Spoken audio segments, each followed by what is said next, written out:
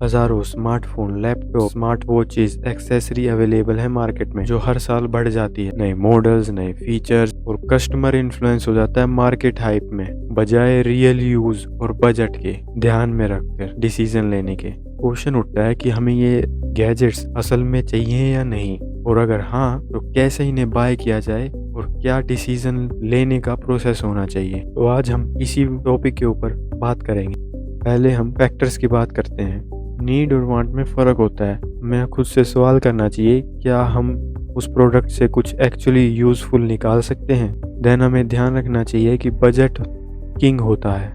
जाहिर सी बात है, अगर बजट नहीं है तो हम कोई चीज़ कैसे परचेज कर पाएंगे।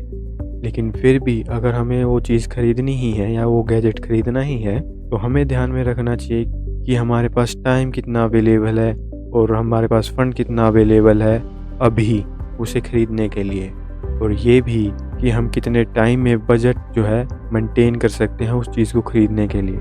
ये सारे क्वेश्चंस काफ़ी ज़्यादा इम्पोर्टेंट हैं, लेकिन इन सबको याद कैसे रखेंगे।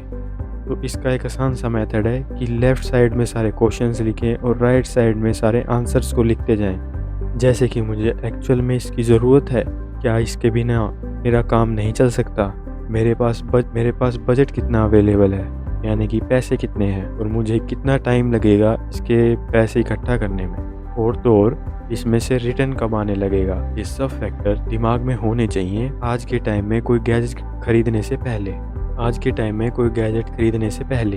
हमें ये भी ध्यान में रखना चाहिए कि उस प्रोडक्ट के फीचर्स क्या क्या हैं। साथ ही में उसकी इन डेप्थ नॉलेज भी होनी चाहिए, जैसे कि उसको यूज़ कैसे करना है, कि उसका हमारे लिए कोई यूज़ केस भी है या नहीं। तो सवाल उठता है कि अब ब्रांड इम्पोर्टेंट होता है गैजेट परचेजेस में, जैसे कि एप्पल, सैमसंग या फिर और कोई गैजेट या स्मार्टफोन ब्रांड। तो आंसर है हाँ, लेकिन जब आप कोई एक्सपेंसिव प्रोडक्ट बाय कर रहे हो या फिर आपको क्वालिटी हाई चाहिए, पर ब्रांड हमेशा इम्पोर्टेंट नहीं होता। तो हमेशा रिव्यू चेक करें और अनब्रांडेड प्रोडक्ट बाय करने से पहले उनके return options and replacement options को ज़रूर देखें। अब ये तो हो गई ज्ञान की बातें, लेकिन इसका कंक्लूजन क्या निकला हमारे लिए।